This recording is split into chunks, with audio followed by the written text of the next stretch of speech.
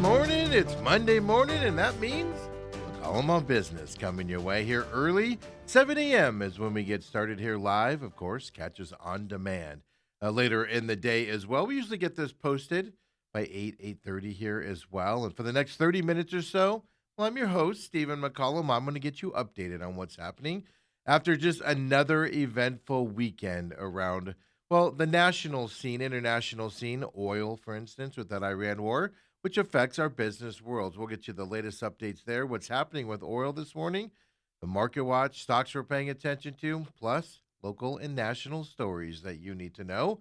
So let's get it all started with that market watch. It should be no surprise to anybody that pays attention to the program here. Market's down today for the most part here early this morning, and that's all due to now our Russell 2K numbers there. The service we use, they are wrong here this morning. They are not updated properly, so I'll fill you in on that here in just a minute. So ignore the Russell 2K. Everything, at least that is down here today. There's one that is not, and the Dow Jones right now, well, it's trading down 297 points to 47,668. The S&P 500 is down 7 points, 68.17 as of right now. Now the NASDAQ is up 53 points, 22,956. That tech-heavy index up here today. The Russell 2K, as I said, is actually incorrect as of right now. The Russell 2K is down 3 points to 26.27.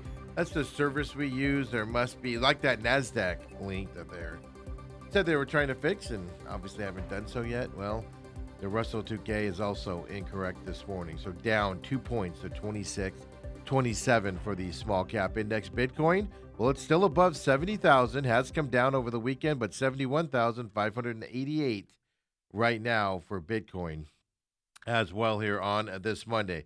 Now, stocks we're paying attention to. First one, Goldman Sachs out there. This investment company, they are down 3.85% right now. They reported earnings and revenue.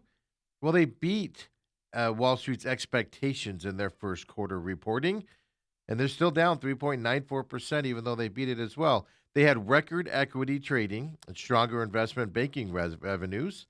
They reported $17.55 in earnings per share, $17.23 billion in revenue. They blew the money out. They blew the estimates out of the water with those numbers. Estimates were $16.49 in earnings, $16.97 billion in revenue. So big number jump there. Well, why are they down today? Well, the problem is trading in its fixed income, currencies, and commodities unit. Well, that was only $4.01 billion. The estimate there was $4.92 billion. And Goldman Sachs down 4.10% right now based off of that. And then you got a company called Revolution Medicines is the stock we're going to look at. Drug maker out there. 39.01% up. I'll let you guess why they're up so big today.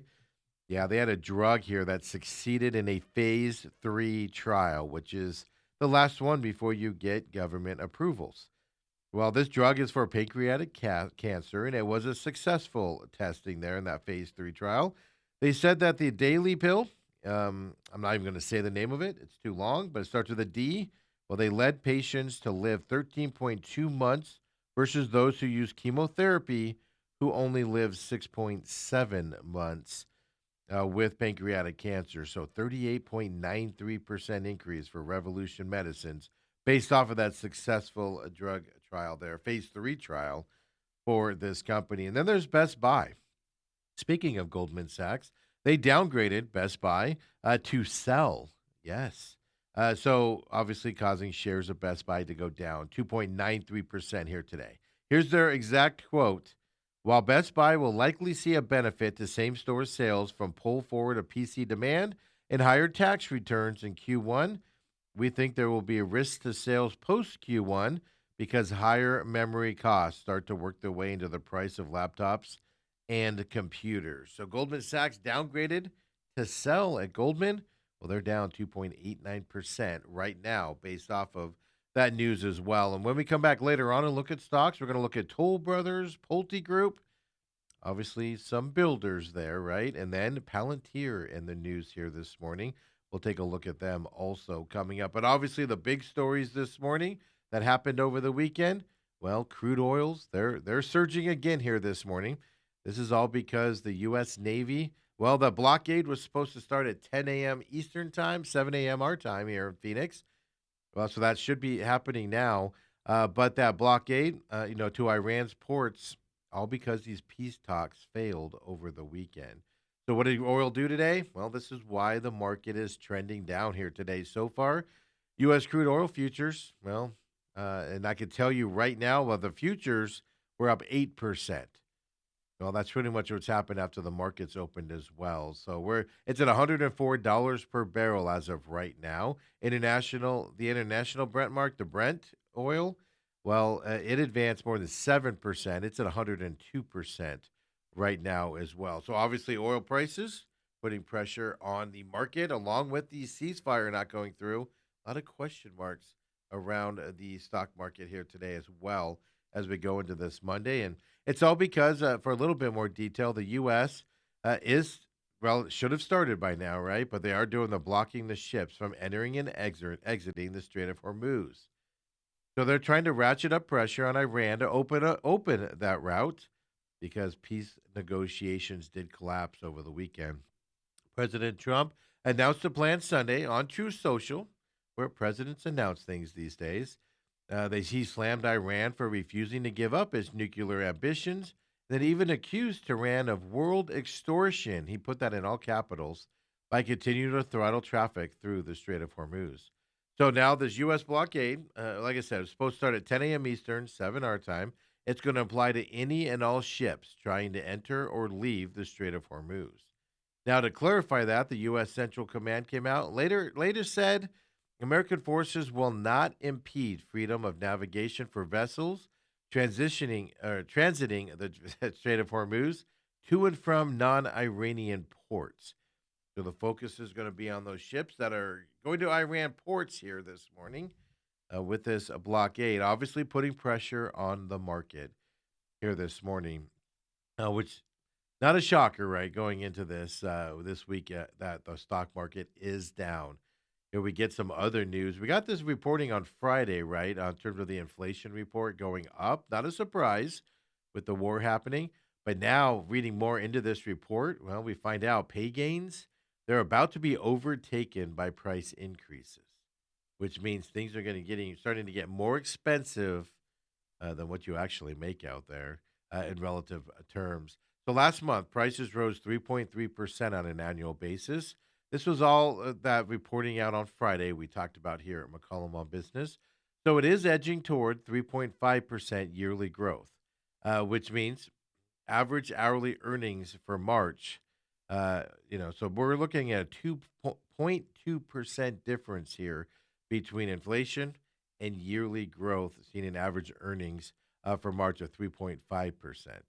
That's drilling down into monthly numbers. The 0.9% price hike between February and March, well, it sent recent growth in real average hourly pay into negative territory officially now. Workers netting 7 cents less per hour than the month prior.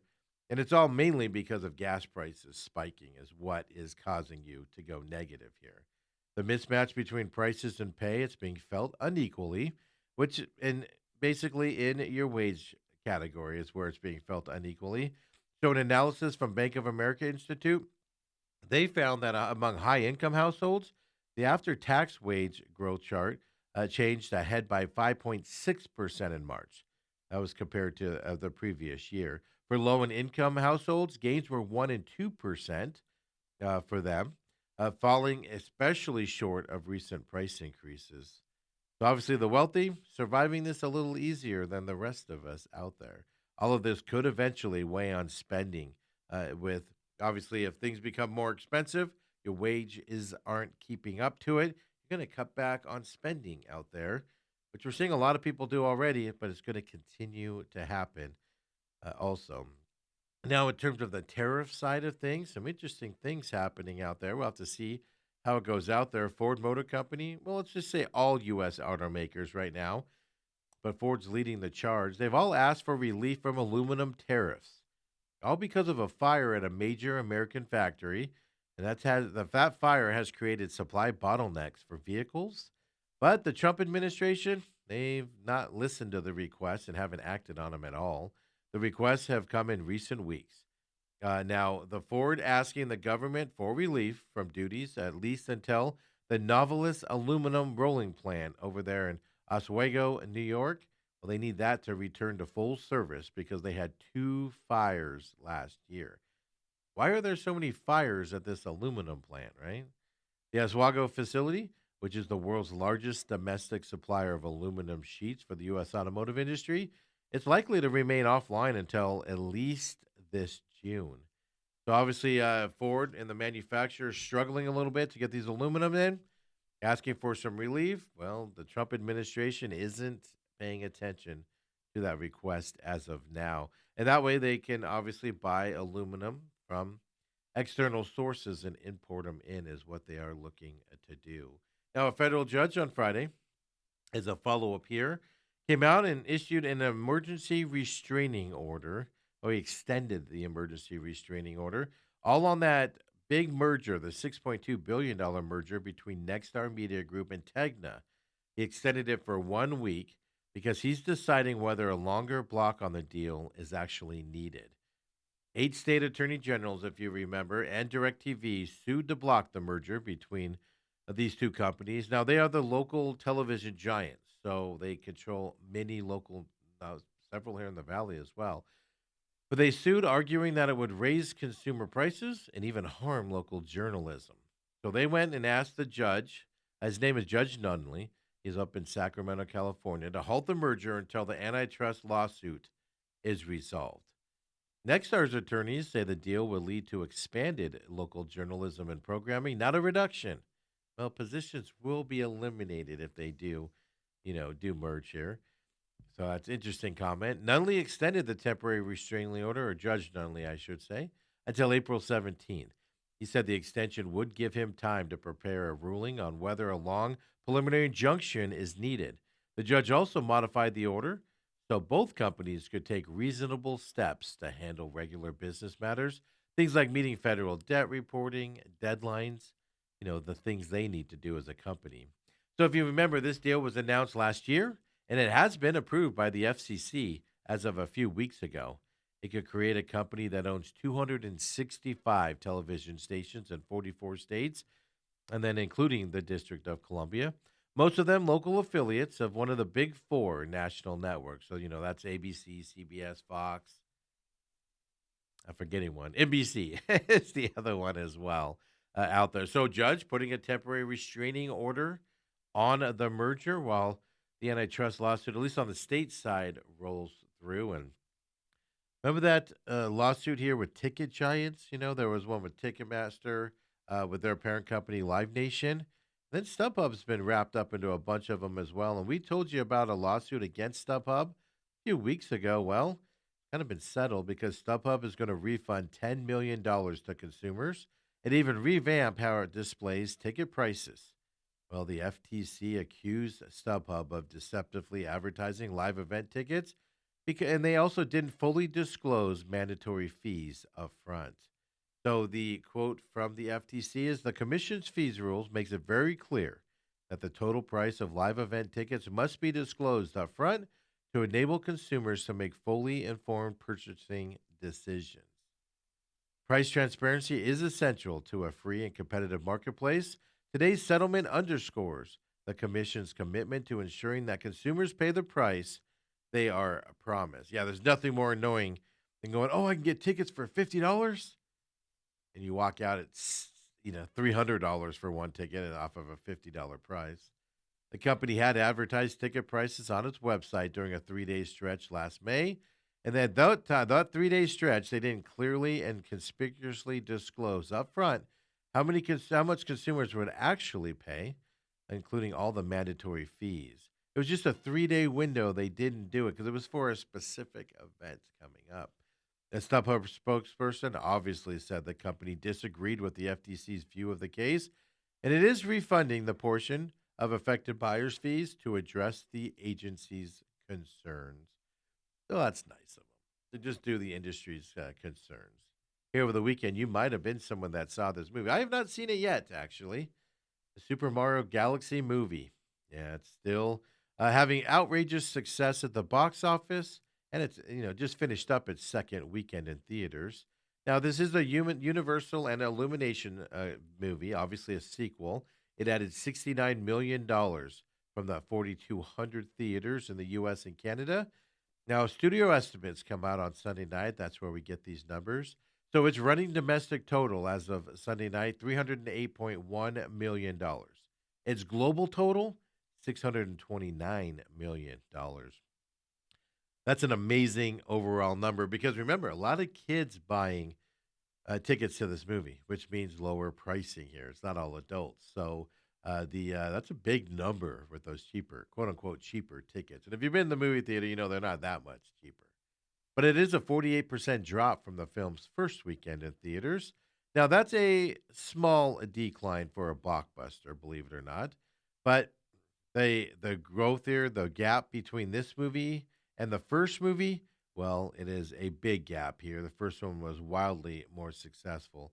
The second weekend of 2023 was when the Super Mario Brothers movie came out. It was much better reviewed than this one. Critics do not like this one. The audiences do. The critics do not. But the first one, the audience and the critics both loved it. Well, now by now the first one had earned over $353 million domestically. But the sequel is an unabashed hit by any measure. It only cost about $110 million to produce. Second place at the box office this week went to Project Hail Mary. Again, that's an Amazon MGM Studios movie. It's still drawing double-digit ticket sales in its fourth weekend. It added an estimated $24.6 million over the weekend, bringing its domestic total to $256.7 million. And worldwide, it's earned over $510 million for Project Hail Mary as well. So also, this is setting up the summer movie year. And if the numbers are indicating anything, people are going to the box office for movies they want to see. And these numbers are upticking at a time when the summer blockbusters are about to start rolling out there. So positive sign, at least for the summer. Now it depends on the movies, right, and how good they are, etc. But a good indicator here moving forward of what's coming to the box office this summer. And folks, when we come back here, we're getting into some stories. Hey, are you interested? Could you move to New York for a job? You like dogs? I'll tell you about that as well. The overlords of McDonald's are giving us some more stuff, folks. We'll talk about that coming up next. Plus, the resort that I swear is never going to open. That should be their tagline. Resort that'll never open. Give you an update on that Vi Resort over there in Glendale. So come on back, folks. McCollum on Business.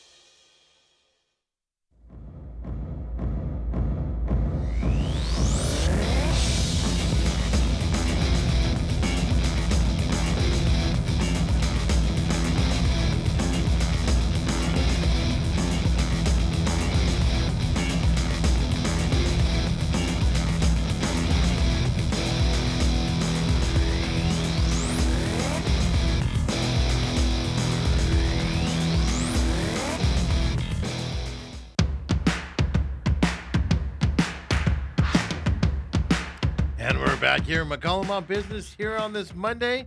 Appreciate you joining us here. 7 a.m. is when we're live here at Robad TV. Of course, as soon as we're done here, we get it on demand as well. Then we put it up also on our YouTube production page here for our parent company, TME Media AZ. Check us out there on YouTube, TME Media AZ. Subscribe to us, catch all of our programming that we put out here on the YouTube page as well. And then we roll right into the main event, live 8 to 10 a.m. here at Robat TV. As soon as that's done as well, it goes up here on YouTube, TME Media AZ. Follow our parent company as well on Twitter, on X, excuse me, TME Media AZ as well. We're putting stuff out here to promote the shows. Obviously, what we do here as a company. Just give us a quick follow. We'd appreciate that as well. And retweet our stuff. We'd appreciate it. Get us out there into the world. And then, of course, the main event, TME Sports Show. You can follow us there and interact with us there on X as well, along with their text line, the 623-252-6670, but on demand there. Free podcast system on your favorite podcast system, Apple, Google, Spotify, iHeart, Podchaser, all of them, folks. TME Sports Show, or search The Main Event with Steven, The Main Event with Dale. Comes right up for you. For those of you that would rather listen to the show than watch it out there. And now a new staple here as well. Well, Rumble.com is where you can find all of our programming as well. Traditionally, that was held just for the Real Matrix. Well, now the Real Matrix and the sports programming that we have here in business programming, all of the programming is there on Rumble.com. For those of you that don't like YouTube and reached out to us about that, well, we got everything on Rumble for you as well there. Then, of course, the pit stop be out Wednesday as well for you. We look back at the racing at Bristol over the weekend, and I enjoyed a lot, and look ahead to this weekend's racing. IndyCar gets back underway this weekend as well from Long Beach, so we'll preview that. We'll look back, preview this weekend. Pit stop coming this Wednesday.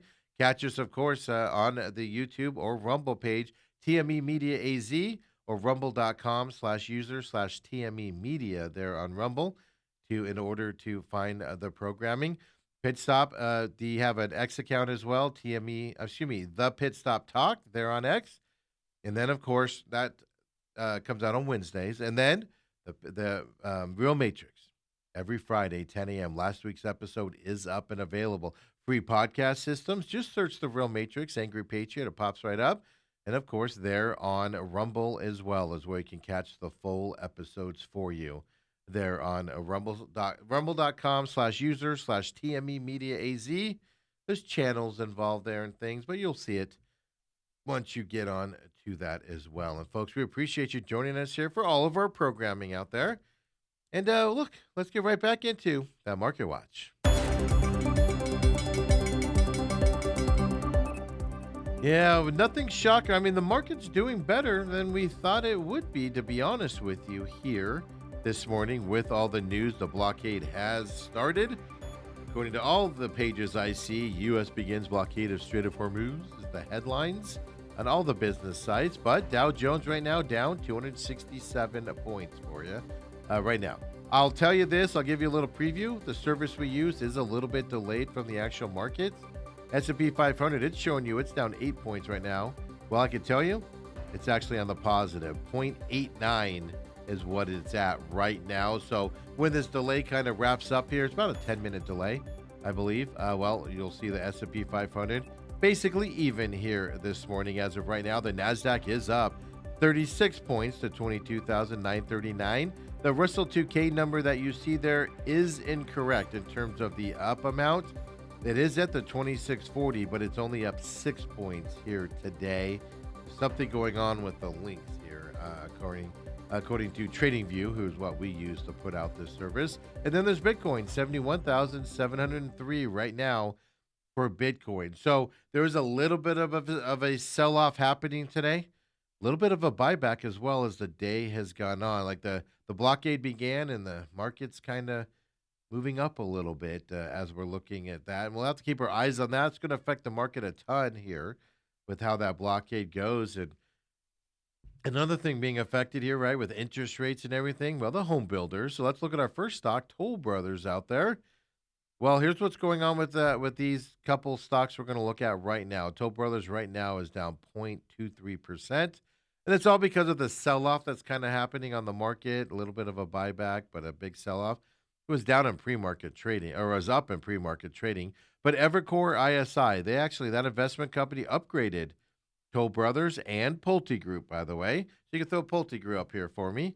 The investment firm said it's time to buy the dip in these two companies. As you see, Pulte is also down 0.36% here today. Both of them were up about 1% in pre-market. So in the last hour or so, hour about that the market's been open with the sell-off, they kind of went down as well.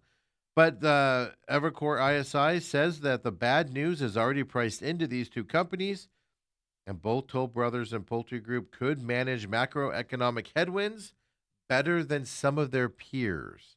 So they're saying in a group that's just being battered all over the place right now, they're saying these two companies can withstand it a little bit better than everyone else out there. And we do have a home builder story coming up in this segment for moving their headquarters. We'll talk about that.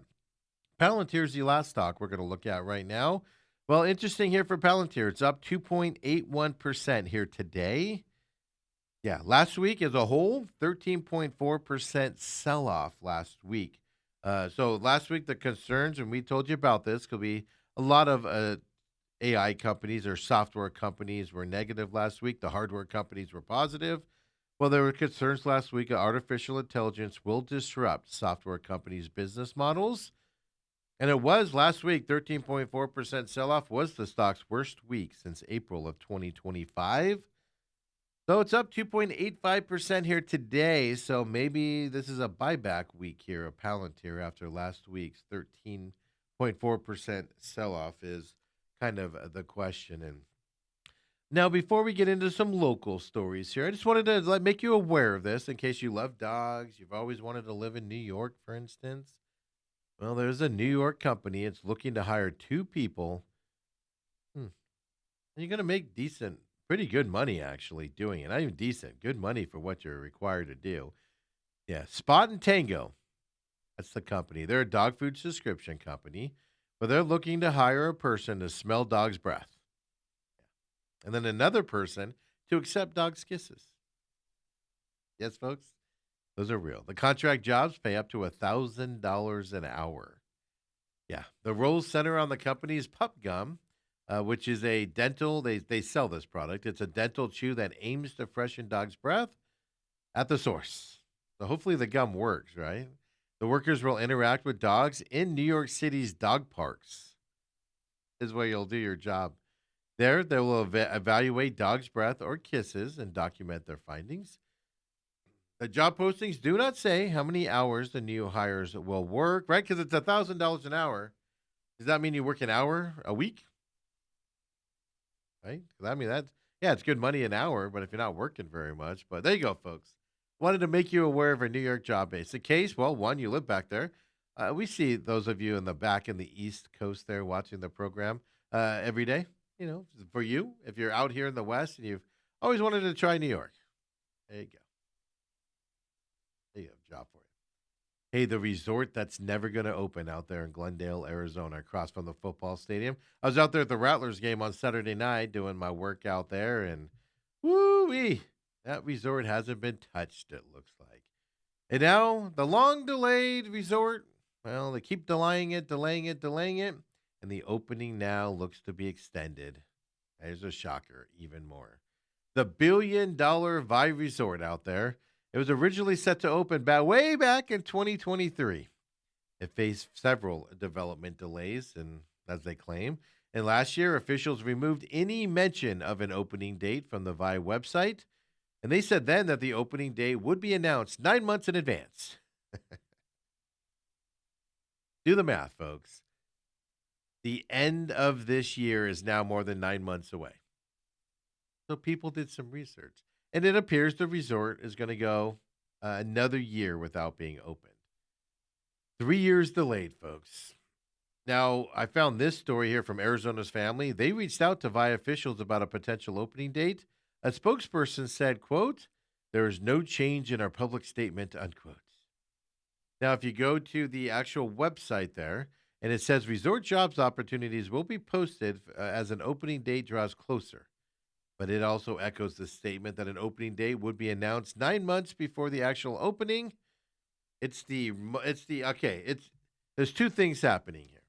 It's either a money laundering scheme where people are doing major tax write offs to the company's wealth, maybe some nefarious things are happening, or interest rates have gone through the roof and they just don't want the loan and the interest rates, or they can't afford it or get any loans to continue the work, is what's probably happening. Yeah. Yeah. This thing's never opening. Hey, this month, the Glendale City Council is set to allow for a portion of 95th Avenue to be utilized in Vice construction. In May 2025, of Glendale voters narrowly split on two key ballot measures related to that resort. Those were the Prop 401 and Prop 402.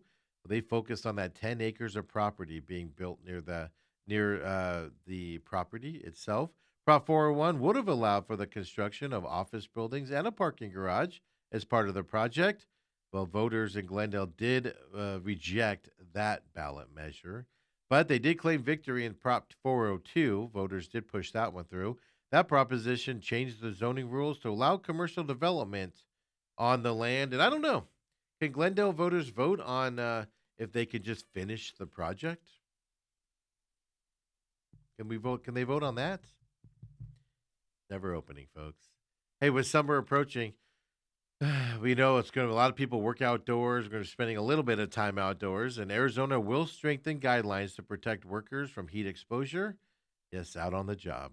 State officials, though, will not begin a rulemaking process to establish an enforceable workplace heat standard, at least as of this moment. So they passed the standards, but they're not going to be any enforcement behind them.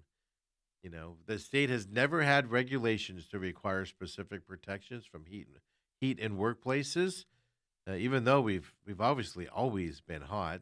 But labor groups, they've been calling for regulations, things like California and six other states have, that would require employers to provide water and heat safety training and even penalize employers who don't take such precautions.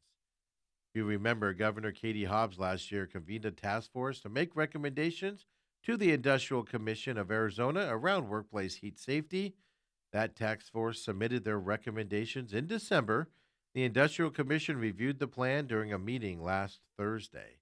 Now, most members of the public who did make comments during that meeting, well, they expressed concerns that the recommendations from the task force do not include details about how rules for water, shade, rest breaks, or even other heat safety measures would be enforced in workplaces. They're doing something, but not enforcement side. So I don't know what they're planning to have done, but there's your update on that here as we're getting into obviously the hotter months out there and what we're looking at it. I don't know what to say about that. California, though, is losing another headquarters of a big company out there. And then, right, home builder KB Homes. They were based out of Los Angeles. Well, they still are as of right now, but they're moving their corporate headquarters here to Metro Phoenix area. Plans call for moving to Hayden Ferry Lakeside in Tempe by spring of 2027. The company had called Phoenix home in the early 1960s before officially moving to Los Angeles. The move's fundamentally about improving KB's cost structure and operating efficiency over time, is what their CEO had mentioned as well. So he said Phoenix offers a lower cost of doing business. Consolidating our corporate teams into a single location allows us to operate more efficiency. He said all this to the Phoenix Business Journal, by the way. He went on to say, at the same time, bringing our teams together in one location strengthens coordination, speeds up decision making. That's increasingly important as we position the company for its next phase of growth. And instrumentally enough, when they moved to Los Angeles, KB Homes, which was Kaufman and Broad back then, they were building more houses in Los Angeles than they were obviously here in the Phoenix area. That's flip flopped over the last, I think it was 10 years or so. Majority of their home building is here in Phoenix as opposed to that California market. So another headquarters moving out of California and coming back home, at least in this case, maybe home, back home to Phoenix here coming up as well. And that's that Hayden Ferry, a lakeside of those big buildings there right by Tempe Town Lake, for those of you unfamiliar with that area. And the overlords at McDonald's, folks, right, have decided after when he's not blaming his mother for his eating disability, well, the CEO of McDonald's Giving us mere peasants our things that we are we asking for him? Yeah, McDonald's is ready to offer a Red Bull Dragonberry Energizer as part of its broader overhaul of its menu of cold drinks coming up here. It's going to happen later this year. Now, Wall Street Journal did report this in Sunday's newspaper yesterday. So they are slated to roll out next month. They include a dirty Dr. Pepper, a mango pineapple refresher as well. Hopefully, you can get them. Like I said, like their smoothies, their machine's always being cleaned or something. Ugh. Hopefully, you can actually get these. But the company's slate of energy drinks are expected to be, the drink sides are expected to be sold starting in August. The Dirty Dr. Pepper Mango Pineapple Refreshers slated to roll out next month here coming up. So McDonald's, when he's not blaming his mom, the CEO, for telling him not to eat with his mouth full. You have to see the story on Friday, folks, to get that reference. Hey, appreciate you joining us here on this McCollum on Business Monday morning edition. We'll be back on Tuesday, 7 a.m. Come and join us, would you? We'll see what happens with this blockade, how it affects the oil prices, which obviously affects the markets. Plus, all your local and national stories you need to know. So come and join us, folks. The main event coming up next, live at 8 o'clock to 10. After that, on demand out there for you. TME Media AZ, folks. Remember that? Find us on social media, on YouTube, on Rumble. We'll see you tomorrow, everybody. Have a great afternoon.